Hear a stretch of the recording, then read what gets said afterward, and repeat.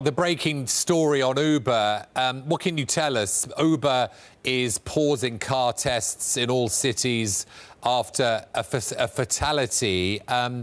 Where might this be taking Uber's autonomous car vision? I mean, first of all, the most important thing, I mean, it's horrible to hear that there's any fatality here. So obviously, prayers to that person and the friends and family there. But this is the second time, actually, this has happened. This happened back in May. There was a similar incident for Uber's autonomous car testing down in Arizona. Now this is happening again. So, twice within 1 year. And autonomous cars are developed to sort of work around the fatalities that you get from normal car crashes across the world. Obviously, unfortunately, a common occurrence.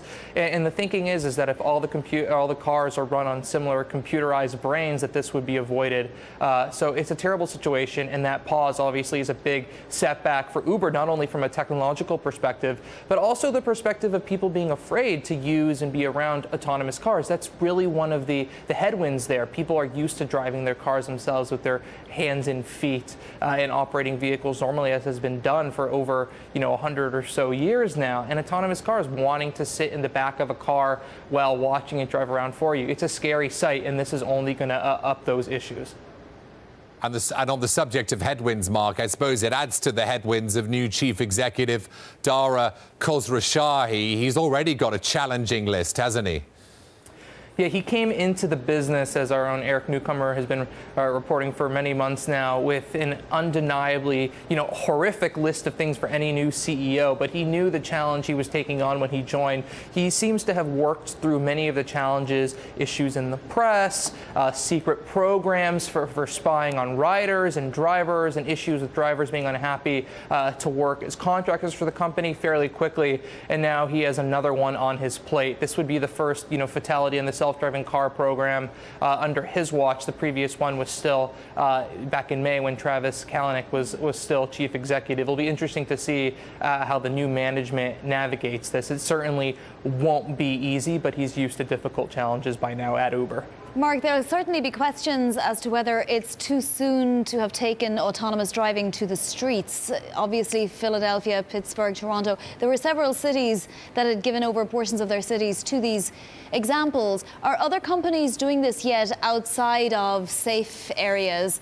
And if so, who are they? Who else is doing this? I mean, I'm living here in San Francisco right now, and you see self-driving cars all over the road. I've seen Uber cars here. I've seen Apple driving around their cars, obviously Google. I believe there's over 30, 35, 40 companies in California with DMV approval to test autonomous self-driving cars. But the wrinkle there is that all of these cars actually have a human driver behind the wheel. So if there are issues, they're able to, slam the brakes or hit a module on the in-car computer to avoid any issues. I mean, if you remember several months ago, there was actually a pretty infamous incident where an Uber autonomous car ran a red light actually near our office here in San Francisco. It was caught on video, and that video sort of went viral. So the fact that there's a human behind the wheel in most of these autonomous car testing operations is a key point here. We'll have to see more details about what actually happened today to see if there was a driver behind the wheel, what was actually at fault. But that's supposed to be that safety net for now. Right, and let me just once again give the headline that Uber is pausing all autonomous car tests in all cities after a fatality. We don't know anymore. That was according to a statement sent by Uber. We will bring everybody more when we do get it. But this raises larger questions about, building autonomous vehicles and whether that's something that society wants to do. Will that effort ever be pushed back?